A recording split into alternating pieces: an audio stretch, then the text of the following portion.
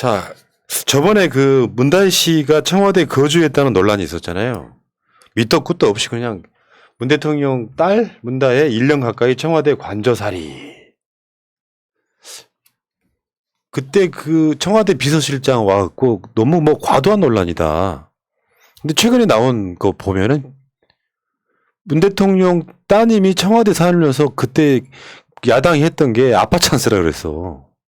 내부 사정이야 모르죠. 어떤 상황인지는. 문제는 문 대통령이 4년 6개월 동안 청와대에 거주하면서 본인이 어떤 생활비는 본인 월급에서 깠다.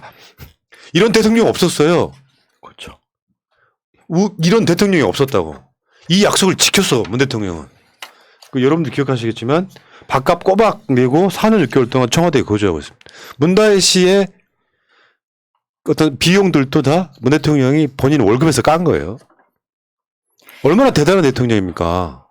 아니 이거를 아빠 찬스라 그러면 아빠 덕분에 청와대에서 16년인가 17년인가 18년인가 같이 아빠랑 살던 엑스가 하나 있어요. 대통령 참칭하던 그 당에서 할 말은 아니지. 다른 당에서 다 이야기한다 쳐도 참 비겁한 이야기를 하고 있는 거죠. 그러니까 이게 이제 이걸 깔려고 국민의힘이 추경호라는 사람이 정보 공개를 그러니까 정보를 달라고 요구한 거예요. 근데 그걸 봤더니 문 대통령이 생활비를 꼬박꼬박 내고 있었네. 그래서 미담이 알려지게 된 거야.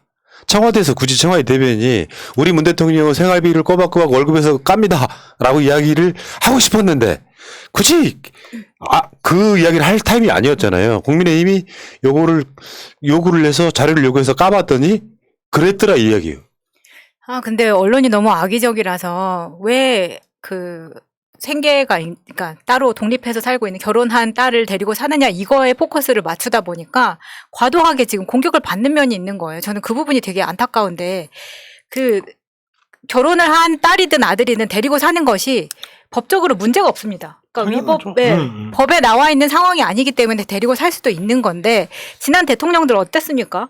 딸인커녕 무슨 침대도 2개, 3개씩 사고 쓰레기통 하나에 90만 원씩 사고 했어도 누가 아무런 말도 안 해 뭐라고 하지를 못했었잖아요. 나중에 드러난 거긴 하지만 블루필 비아그라 같은 거 그렇게 사재끼고 하는 것도 있었는데 저는 이 부분이 좀 과도하다고 생각하는 거예요. 그러니까 대통령이 나는 내 생활 비용을 모두 내 월급에서 충당하겠다라는 게 훌륭하지만 아니 이렇게까지 해야 되나라는 생각도 들더라고요. 왜냐하면 이게 이 생활비에 식비 외에도 전기료, 수도세, 난방비까지도 다 포함이 된다는 거예요. 청와대 전세. 네. 진짜 전세 사는 개념을 하고 계시더라고요. 그러니까 이런 대통령 없는 게요.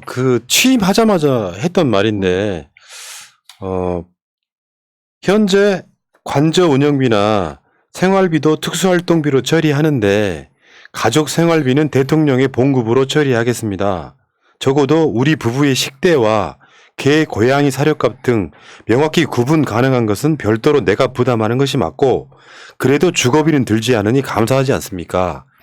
그래서 그 당시에 청와대 정무비서관도 그런 이야기를 했죠. 앞으로 대통령의 공식 행사를 제외한 가족 식사 비용, 사적 비품 구입 등 예산 지원을 전면 중단하겠다. 여기 이제 대통령의 지시에 의해서 그렇게 된 거죠. 실제로 까봤더니 취임하자마자부터 한 약속을 지금까지 지키고 있더라는 거야. 대단하지 않습니까?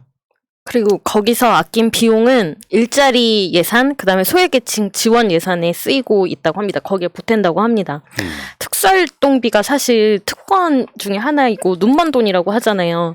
여기에서 박근혜 얘기도 나왔었지만 사실 윤석열이 검찰총장 할 때 특수활동비 50억 원이었는데 그거를 정권으로 다 사용을 하면서 어디에 사용했는지는 아무도 알 수가 없다. 법무부에 한 번도 보고된 적이 없다라는 문제 제기가 있었어요. 윤석열이 그 돈으로 뭘 했는지 너무 궁금해지네요, 지금. 예. 아무튼 마음속으로 좀 짠해요. 어떻게 보면 우리 문 대통령은 이렇게까지 사실 외국은 다 그렇게 한대요. 선진국들은 다 그런 방식으로 하고 있었는데 기존에 했던 방식이 잘못된 거였고요. 문득 그런 생각 들지 않아요? 혹시나 윤 씨가 청와대에 들어가면 이런 식으로 할 수 있을까요? 나는 못할 거라고 봐요. 아니요. 설레가 있습니다. 청와대 기생에 살던 쥐새끼 한 마리가 자기 봉급을 다 기부하고 나머지를 슈킹했던 그런 사례가 있죠. 그거를 생각을 해보면 우리 윤 씨께서는 그럴 리가 없죠. 그럼요, 그럴 리가 없죠. 아니 그리고 이명박도 아들이 거주를 했었는데 이런 부분은 쏙 빼고 그러니까 우리 대통령이 이렇게 생활비 내는 건 좋아요. 근데 이미 헤드라인에는 딸과 같이 사는 걸로 공격만 받기 때문에 이렇게 한 것이 생활비를 다 내고 있다는 것이 묻혀지는 게 너무 화가 나서 이럴 거면 왜 생활비를 내냐. 아니 이렇게 사실 화가 나요. 저는 정말. 그래요. 뭐 이거는 미담인데 우리나라 기레기들이나 야당 정치인들이 하는 행태를 보면 제가 봤을 때는 이제 이거 가지고 뭐라고 공격할 수 있냐면 사적 일에 행정관 사용해. 이렇게 공격할 수 있어요. 네. 자, 아무튼 어제도 우리가 방송으로 말씀을 드렸지만 영부인도 국격이고요. 가족에 있어서 이런 한번 생각해봐. 자기 측근 자기 가족들은 다 봐준 놈이 하나 있어요. 청와대 들어간다고 생각해보세요. 얼마나 무서운 일이 일어날지. 최은순이요. 딱 최순실처럼 청와대 들락거릴 날 머지않았습니다. 그리고 아마 이런 경우도 생길 거예요. 아크로 비슷한 만큼 시설이 좋지 않다고 청와대 관저를 또 뜯어 고칠 가능성이 높아요. 박근혜가 거울방을 만들었잖아. 관저에다가 요가한다고. 이제 이 친구들은 저기 무속방을 만들겠네.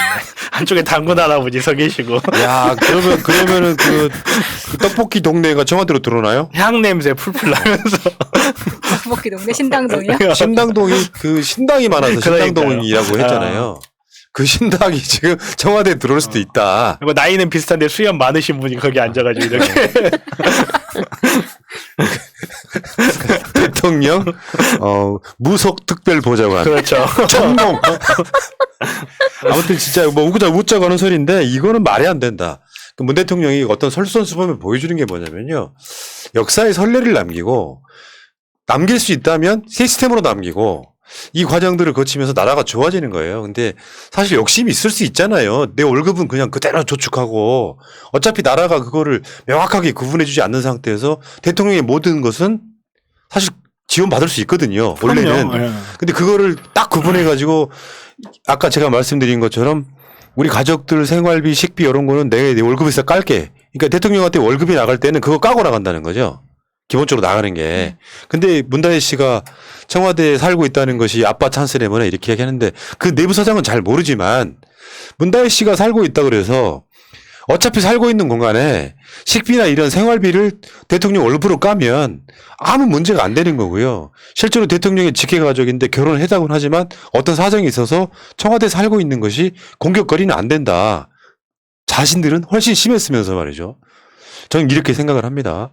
자, 겸사겸사해서 가족이란 얼마나 중요한 것인지 거척돔 야구장으로 잠깐만 가보겠습니다. 가족이란 뭐 이건데 이재명 후보가 거척돔에 가서 낙상 사고를 겪은 그 부인이랑 막 알콩달콩한 걸 보여줬잖아요. 윤석열 그 동네 아재도 저런 아재 없이 막 헐레이 옷 입고 막 돌아다니면서 그 비교를 하니까 어디 공식 석상이 아니라 이런 데도 못 나오는 그런 후보가 지금 저쪽 국민의힘의 후보다. 그러니까요. 윤석열 혼자 저렇게 덩그러니 있고 아무도 말 한마디 안 붙이는 게 너무 외로워 보이더라고요. 그럴 거면 야구장 왜 갑니까? 아니 저는 집에서 아무도 보지. 말 한마디 안 하는 것보다 더 신기한 게 아무도 핸드폰을 안 꺼내고 있던 게 더 신기해요. 맞아. 같이 사진을 안 찍죠. 아니 같이 사진은 언감생심이라 하더라도 야 앞에 대박 대통령 후보 막 하면서 사진이라도 이렇게 뒷모습으로 찍을 법한데 정말 하나도 없더라고요. 핸드폰 꺼내고 있는 사람. 그거를 또 이제 일부 똥파리들이 이재명 후보가 KT 응원하니까 두산 팬들은 등 돌리겠네 이런 개소리 하는데요. 일단 KT가 만들어져서 그러니까 모든 그 프로야구 팀들이 서울로 오고 싶어 하는 게 있어요. 야구에 대해서는 저한테 맡겨주세요. 윤석열 존나 깔 수 있어. 2시간 동안. 갑시다. 우리. 서울에 있는 야구팀이 3팀이에요. 3팀. LG, 두산, 그리고 키움. 이제 고척돔을 키움이 쓰고 있는 거죠. 원래는. 그리고 인천에 그 SSG, 쓱. 옛날에 그 SK 아. 가던 그렇게 돼 있죠 지금. 그럼 벌써 네 팀이잖아요. 근데 경기도에는 홈팀인 게 잠깐 있었죠. 수원에 삼성의 도시라고 하잖아. 거기 현대 유니콘스가 홈구장이었어요. 인기도 없었고 별로. 그래서 대한민국 프로야구 팀이요. 9개 팀이면 한 팀은 쉬어야 되잖아. 게임할 때. 그래서 10개 팀을 만드는데 KT가 들어옵니다. 그때 큰 역할을 한 사람이 당시 이재명 성남시장이에요. 아. 그래서 KT 홈 경기를 할 때 이재명 시장이 가서 시구까지 해. 당연히 KT 팬이지. 문제는 프로야구 전반적인 어떤 흥행을 위해서 진짜 노력한 사람이고 내 지역에 내가 그 팀의 팬이라는 것이 얼마나 당당한 일이에요. 나는 두산을 적으로 둔다가 아니라 프로야구 발전에 엄청 노력한 사람이잖아요. 근데 KT 팬이라서 두산 팬들은 이재명 안 찍을 거야 같은 선동을 하고 자빠져 있는 거. 윤석열한테 비겁한 거지. 자기는 두산 팬이라면서 KT 응원석에 앉아가지고 혼자 잠바 입고 국대 잠바. 국대 잠바 입고. 그러니까 그게 더 비겁한 거지. 자기가 만약에 그렇죠. 저 두산 유니폼을 입고 앉아서 두산 응원석에서 응원하는 게 훨씬 더 당당한 거죠. 그렇죠. 아무것도 모르는 것들이 꼭. 너무 웃겨. 그리고 진짜 어저께는 진짜 걱정됐던 게 이재명 후보가 워낙 인기도 좋았지만 그쪽 돔구장 가보신 분들은 알아요. 경사가 너무 가팔라요. 아. 그러니까 좁은 공간에 돔구장을 지어야 되잖아. 화면 한 비춰주세요. 이 정도 이런 느낌이 이런 느낌. 경사가. 그러니까 진짜 낙상나겠더라고. 그래서 약간 좀 고소공포증 있는 사람들은 그 위쪽 올라가는 게 좀 두려울 정도로 경사가 이렇게 가팔라요. 근데 야구 보기에는 좋겠네요. 안 좋다니까요. 안전성에 굉장히 문제가 있는 게 오세훈 지진가 그거. 아 그렇구나. 자, 알겠습니다. 어쨌건 간에 그게 솔직한 거죠. 아니 프로야구팀 뭐 예를 들면 미국의 그 대통령들도 자기 지역의 프로야구팀 응원하잖아요. 그러면은 그 지역의 외 팬들은 그 대통령 지지 안 합니까? 뭐 모자라기가 윤석열 같은 사람들이 너무 많아가지고 주위에. 아무튼 가족이 중요하더라 이런 이야기였고요. 자, 이 이야기는 여기까지 하겠습니다.